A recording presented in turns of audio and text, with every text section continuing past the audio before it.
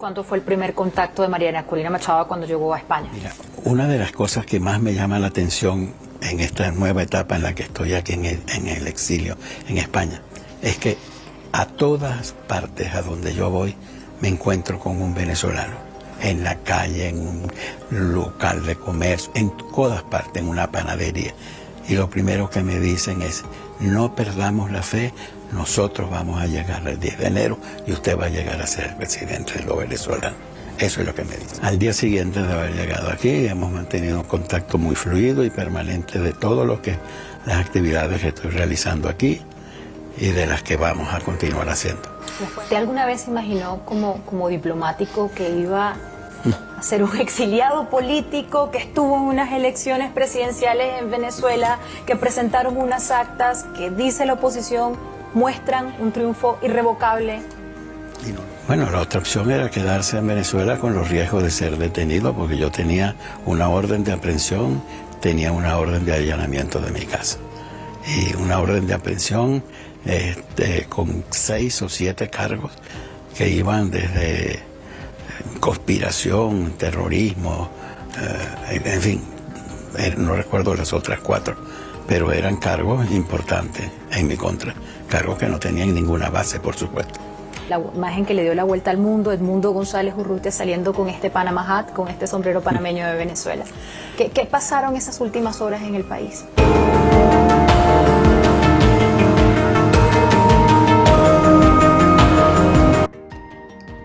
Bueno, mis amigos, para pocos el hermano venezolano es un traidor o un desertor, y para muchos una persona muy inteligente al abandonar y dejar a su alma patria Venezuela e irse a España. Vamos a escuchar aquí las declaraciones de que para mí es el presidente legítimo de Venezuela, el señor Edmundo.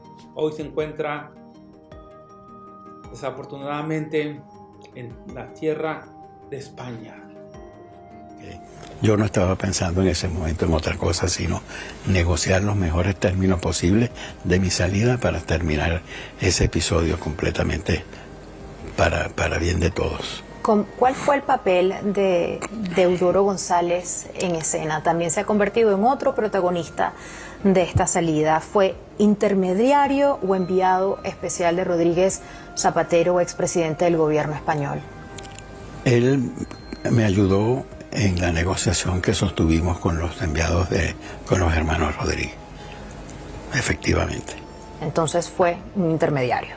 Sí. Podemos llamarlo de esa manera. Podríamos llamarlo así, de esa manera.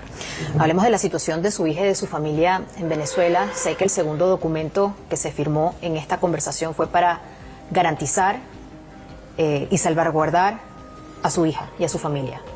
¿Qué pasó? Ese segundo documento lo propuse yo después de haber firmado el primero que me garantizaba mi salida. Y yo lo que pedía al gobierno eran garantías para mi familia, mis pocos bienes que son mi apartamento y mi casa donde vivo, garantías para el equipo que trabajaba conmigo, para el personal que me acompañó durante los días de la campaña, que no hubiera haber retaliaciones en contra de ellos. Y bueno, hasta ahora eso se ha cumplido. ¿Su hija se encuentra bien en Venezuela? Sí. ¿Podría salir de Venezuela si ella quisiera? Yo entiendo que sí. ¿Bajo calidad de exiliada o como ciudadana venezolana? Como ciudadana con su pasaporte y su boleto de viaje. En estos momentos, ¿qué ha pasado con sus bienes en Venezuela? Mi apartamento está vacío, mi hija y otras personas van diariamente por la casa, entre otras cosas para tener cuidado de las plantas de mi esposa, que es una de sus preocupaciones más importantes, pero todo hasta ahora está bien.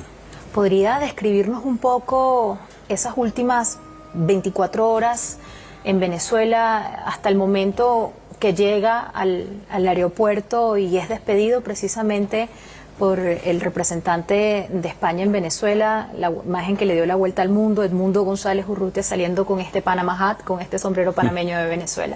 ¿Qué pasaron esas últimas horas en el país? Bueno, esas fueron unas horas de mucha tensión, como dije yo en alguna oportunidad, porque bueno, estaba yo jugándome allí mi salida del país con la protección del gobierno de España, yo y mi esposa, o quedarnos nuevamente en la Embajada de España indefinidamente sin tener la posibilidad de una salida. Por mi mente pasaron muchas cosas, pero lo que esperábamos era que llegara el momento de abordar ese avión que estaba allí en la pista para terminar esta pesadilla que tuvimos durante varios días.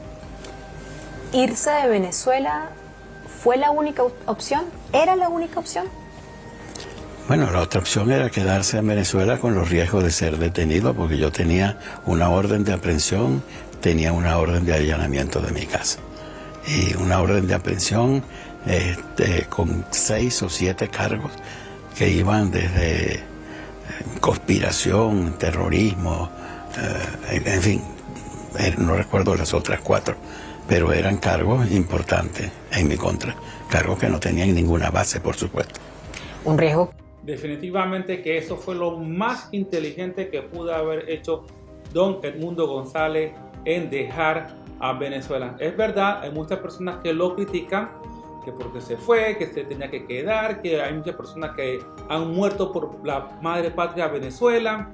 En realidad es un sinnúmero de preguntas que usted puede leer en las redes sociales, pero para mi persona, no sé para usted, leo sus comentarios. Creo que es lo más inteligente que ha podido hacer. ¿Por qué? Porque preso, él no puede hacer nada. Creo que puede hacer más afuera, teniendo relaciones con otros países para que lo apoyen. Creo que es el 10 de enero 2025, el 10 de enero 2025, es la gran toma de posesión en Venezuela. ¿Qué va a pasar ese día?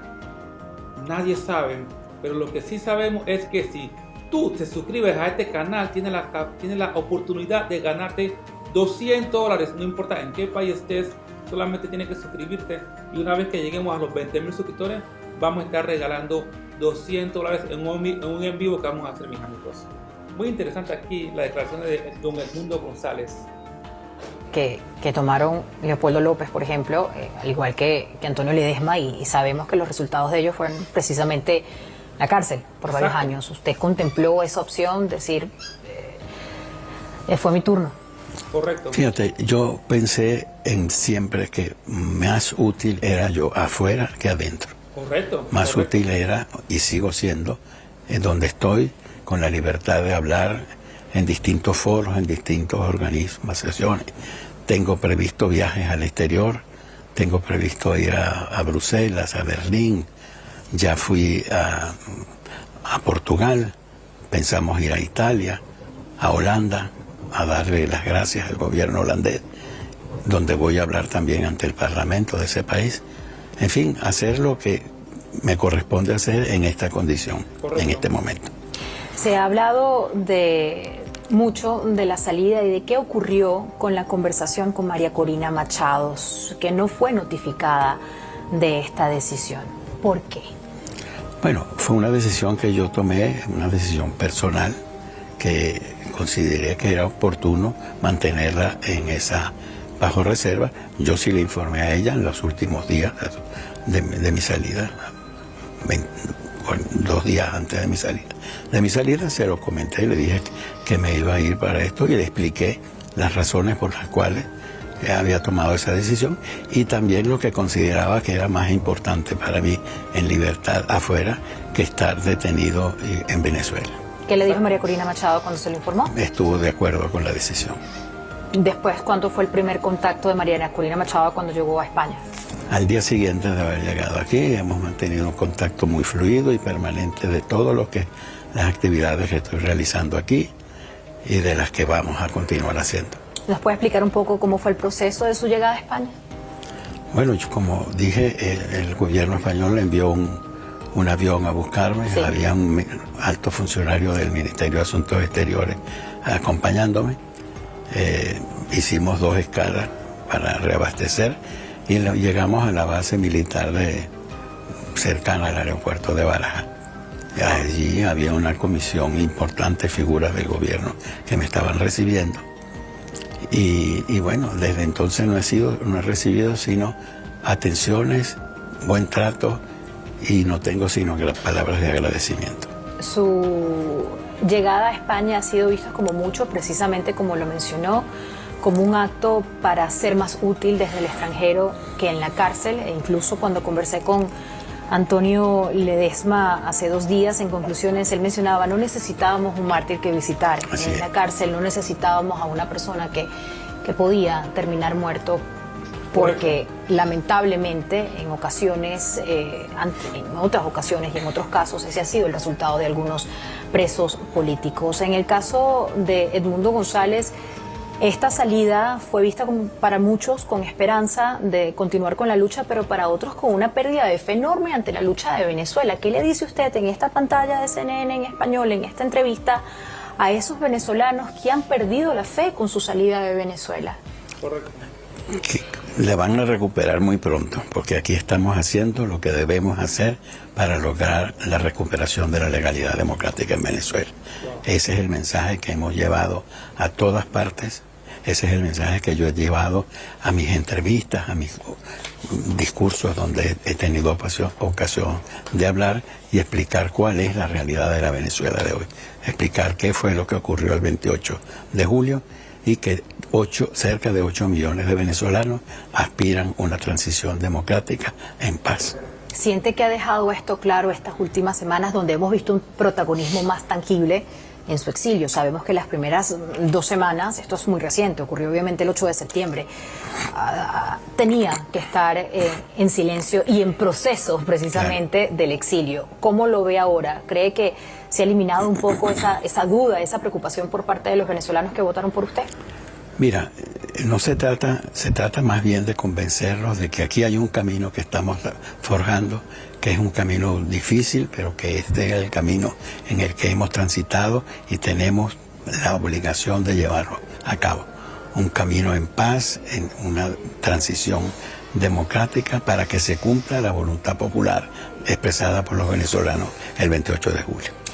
Venezuela queda en una situación muy hostil, muy complicada en estos momentos. Hemos visto varios cambios del gobierno, cambios de cúpula militares, decretos adelantados de Navidad. Estamos hablando también de convocatoria a elecciones regionales, al reinicio de las clases. Incluso hay gente que dice lo que se está intentando es todo lo posible para que el 28 de julio quede en el olvido y quede atrás. ¿Cómo ve el futuro de Venezuela ahora con esto, con lo que le acabo de mencionar, con la manera que el gobierno ha manejado el país después del 28? Todas esas son tretas para cambiar o para intentar cambiar la imagen que se tiene del gobierno, para intentar desviar la atención sobre lo que ocurrió el 28 de julio, que fue la burla de los venezolanos, el fraude descarado que se hizo y para la voluntad popular de los venezolanos. Edmundo González Urrutia y Juan Guaidó son 2 comparaciones inevitables que estamos escuchando en todas partes del mundo. Entre los presidentes que reconocen el triunfo de Edmundo González Urrutia el 28 de julio, dicen otros, los que no lo reconocen hasta este momento, que no querían cometer el mismo error de Juan Guaidó. Creo que es la persona ideal para explicarnos cuáles son los puntos distintos, las diferencias y las semejanzas dentro de los contextos políticos. Son 2 situaciones completamente diferentes. Juan Guaidó se juramentó en función de un vacío constitucional. Yo fui electo por cerca de 8 millones de venezolanos que votaron por la opción de Edmundo González a la presidencia. Esa es la primera y gran diferencia que existe entre una situación y otra. No existe entonces ninguna diferencia, pero ¿cómo se puede manejar entonces, o cómo va a manejar entonces la oposición lo que ocurrió con usted, teniendo en cuenta que no hemos tenido, al menos en la historia reciente política venezolana, un caso donde un candidato opositor con la oposición muestran unas pautas, dicen que son ganadores de estas elecciones presidenciales y ahora se va al exilio? Es un caso diferente a los que hemos visto, por ejemplo, en las elecciones de Capriles, en las otras elecciones que ocurrieron también en Venezuela en los últimos años. Sí, bueno. Gran problema tiene Venezuela, mis amigos, este 10 de enero. Gran problema. Él tiene que retornar, no sé si se puede hacer presidente. Él es el presidente electo, no sabemos si él puede ser presidente puede tomar la toma de posición en otro país, no sabemos eso. Más seguro que sí. También si él llega a Venezuela, él está exiliado a Venezuela, quiere decir que no puede regresar a Venezuela, porque al regresar a Venezuela de una vez queda preso por órdenes de la dictadura de Nicolás Maduro. Van a haber mucha gente en la calle peleando eso. ¿Qué significa esto? Cuando la gente está en la calle, mis amigos, va a haber muchos muertos en Venezuela. Ojalá y Dios quiera que no. Por eso es lo que se espera, según lo que se ve en esta entrevista, mis amigos, que don Edmundo González va a ir a Venezuela por su presidencia. Esto es lo que puedo percibir yo en esta entrevista. ¿Ustedes qué perciben? Leo su comentario. ¿Irá a Venezuela o no irá a Venezuela? ¿O se hará la toma de posición en España o en otro país? Leo su comentario, mis amigos. Nosotros tuvimos un equipo muy bien engranado para lograr captar cerca del 70 y tantos % de las actas que tuvimos para demostrar que la victoria de Edmundo González el 28 de julio. Victoria que fue en todos los centros electorales del país, incluso en aquellos centros de votación que estaban en instalaciones militares.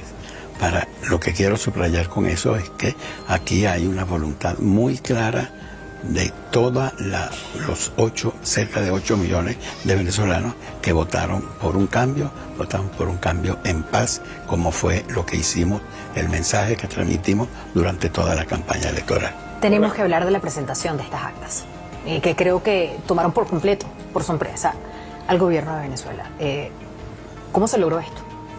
Bueno, como te digo, tenía obviamente pensado antes de las elecciones. Esto fue un esfuerzo de un equipo muy bien organizado, de voluntarios que estuvieron trabajando noche y día para obtener las actas. Y esas actas han sido presentadas ante el Consejo Permanente de la OEA. El Centro Carter los ha llevado a organizaciones de defensa de los derechos humanos también. Y bueno, ahí está la verdad. Nosotros dijimos que habíamos ganado y mostramos las actas. El gobierno se atribuye una victoria, pero no muestra ninguna prueba que le confirme ese triunfo. Es inverosímil ahora que muestren las actas. No la tienen, no la pueden demostrar, porque no hay pruebas que puedan demostrar que ellos ganaron. Por un lado, ahora tenemos al gobierno y a Nicolás Maduro diciendo que ya recibió la invitación para la investidura el 10 de enero. Por el otro tenemos a Edmundo González Urrutia diciendo en Madrid que va a ocurrir una juramentación. ¿Cómo se va a lograr esto desde el exilio? ¿Cuáles son los planes en los próximos meses? Seguir trabajando para que se respete la voluntad de los venezolanos expresada el 28 de julio. Y en eso vamos a insistir hasta el último día. ¿Podría existir una investidura, una juramentación en el exilio? No es un escenario que lo tengo planteado en este momento. La juramentación es ante la Asamblea Nacional en Venezuela. Así que la meta es para que el 10 de enero llegue Edmundo González Urrutia a Venezuela. Así es. No va a ser en el exilio. Y hay otro punto cuando se menciona otra vez las comparaciones a Edmundo González Urrutia y a Rómulo Betancourt. Están intentando hacer esta comparación. Esa no la había por oído. Exiliado. Esa no la había oído yo. Exactamente. Existen también esfuerzos por parte de otros gobiernos, en el caso de Noruega, para continuar con conversaciones. ¿Estamos en un momento donde deberíamos tener conversaciones, negociaciones, o eso ya ha quedado obsoleto? No, mira, el diálogo siempre es útil, el diálogo siempre es una herramienta conveniente para intentar la salida a la crisis política. Por eso yo soy un creyente de las negociaciones para solucionar los problemas. ¿Cómo ve en estos momentos la postura de países como México, Colombia o Brasil? Colombia y Brasil están haciendo un esfuerzo importante para lograr una salida pacífica a la crisis política venezolana. Y nosotros respaldamos ese esfuerzo. Después del 28 de julio, ¿cree que la oposición debería participar en las elecciones regionales? Vamos a esperar llegar al 10 de enero. Así. Así. ¿Cree que es mejor esperar? Wow, mis amigos, increíble. Edmundo González afirma que el 10 de enero él estará en Venezuela para la toma de presidencia. Hasta que estoy nervioso, mis amigos. Para la toma de posesión para presidente en la Asamblea de Venezuela, mis amigos. Increíble. No sabemos qué va a pasar, qué estrategias usarán, si neutralizarán a Maduro o llegará así arbitrariamente. ¿Cuáles son los planes? ¿Quién lo estará apoyando? ¿Qué país lo estará apoyando? Necesitamos saber toda esa información, mis amigos. Dios bendiga al pueblo de Venezuela. El 10 de enero. Para entrar después a lo otro. Pero vamos primero a empezar por tomar posesión del cargo.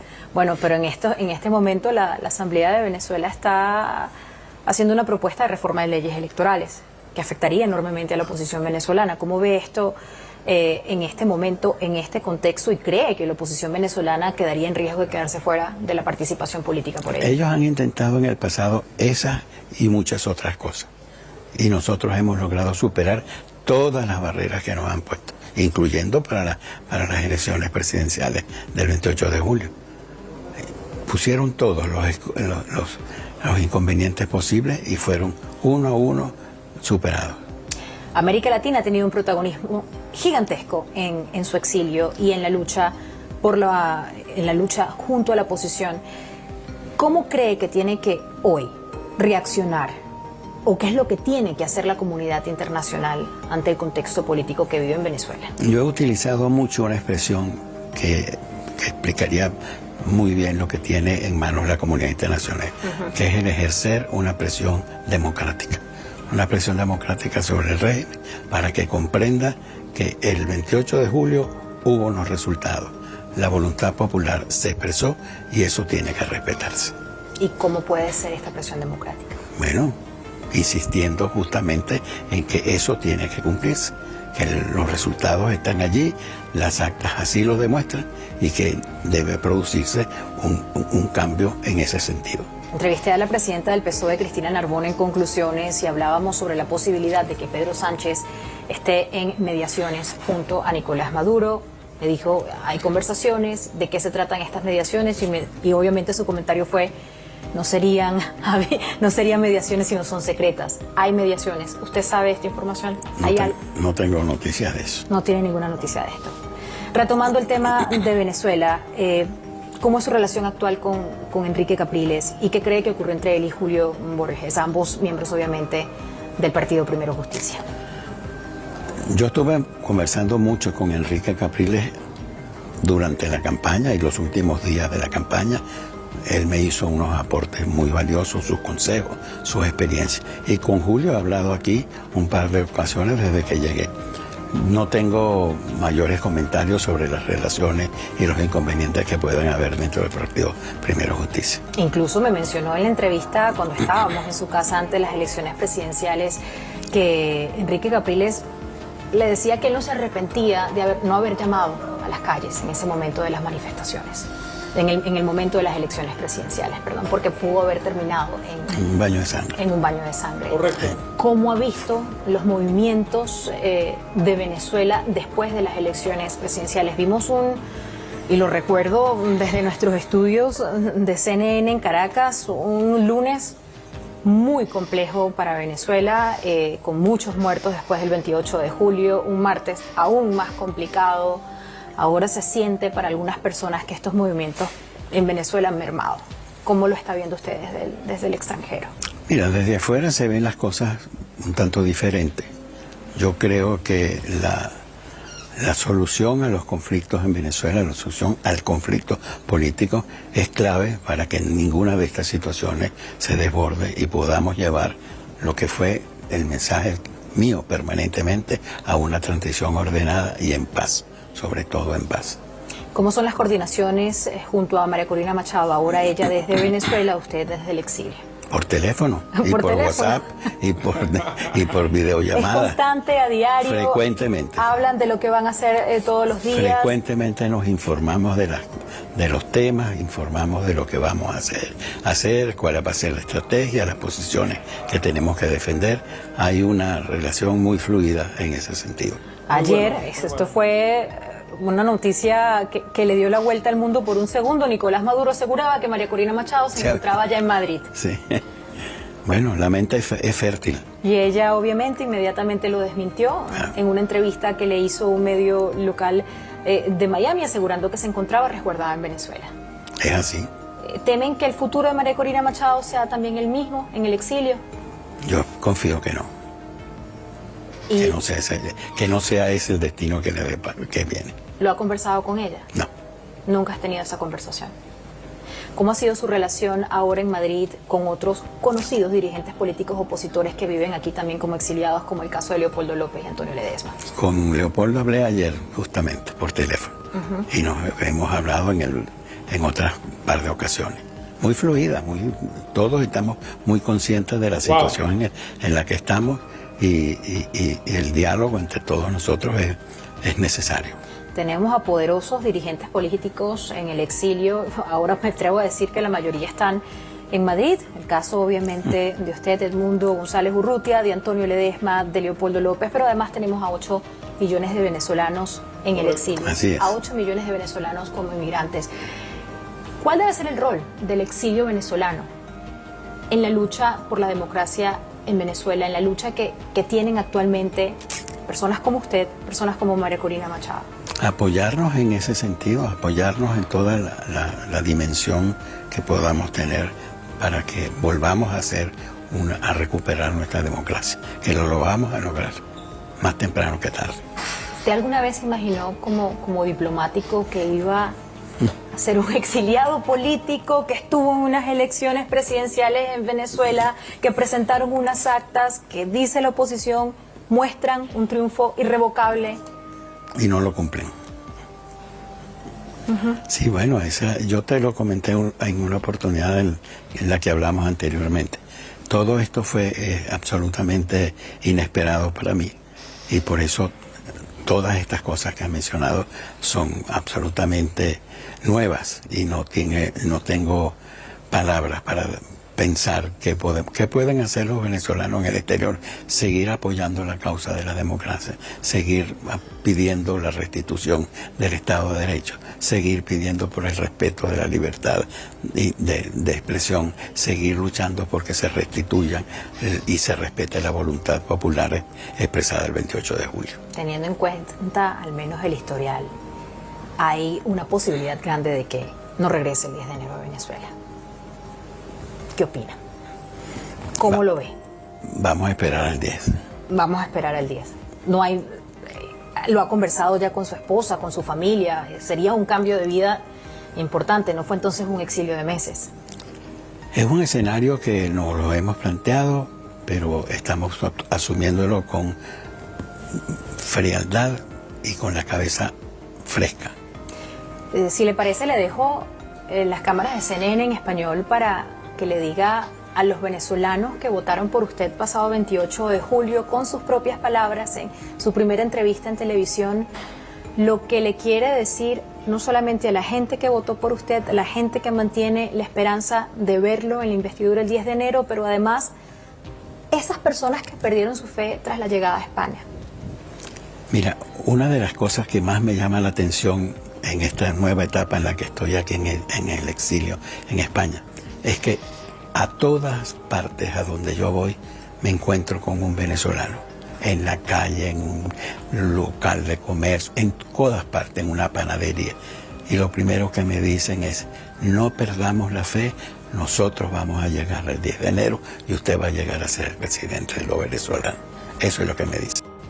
Le agradezco infinitamente su tiempo, le agradezco que me haya acompañado hoy en esta transmisión especial.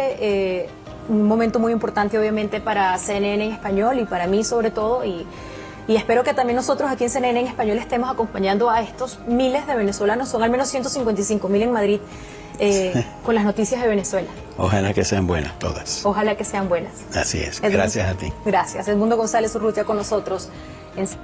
Bueno, mis amigos, yo creo que el 10 de enero todos los venezolanos que puedan ir a Venezuela, que vayan una semana antes y que apoyen a este señor don Edmundo González, en la cual él ha arriesgado su vida por Venezuela. Considero yo que su mejor jugada que pudo haber hecho él es haber salido de Venezuela, porque si no estaría en estos momentos preso y sin salida alguna. Así que yo creo que este es una persona muy inteligente con la decisión que tomó. No soy venezolano, soy 100% panameño, pero Panamá pasó algo similar cuando estuvo el dictador Manuel Antonio Noriega en los años 1989, que fue la gran caída de Noriega. Y el pueblo panameño sabe lo que es vivir en dictadura y en crisis. Así que, bueno, mis amigos venezolanos, espero que apoyen a este señor. Y no es un cobarde, muchos dicen que es un cobarde, que es un desertor, que actuó mal en irse de Venezuela, pero honestamente ha sido lo más inteligente, porque si en estos momentos este señor estaría o preso o muerto, porque eso es lo que se espera solamente por una persona, que es Nicolás Maduro. Tiene a más de 8 venezolanos alrededor del mundo, muchos pasando páramo y muchos en Venezuela pasando páramo en su propio país, solamente por una persona, que es el dictador Nicolás Maduro. Así que bueno, mis amigos, como siempre les digo, no importa de qué país tú seas, si estás viendo esta entrevista, por favor, suscríbete a este canal y recuerda que una vez que lleguemos a los 20,000 suscriptores, vamos a estar regalando $200. ¿Qué tienes que hacer para ganártelo? Simplemente suscríbete, dale like y comenta. Muchas gracias, mis amigos. Dios los bendiga y Dios bendiga a Latinoamérica entera.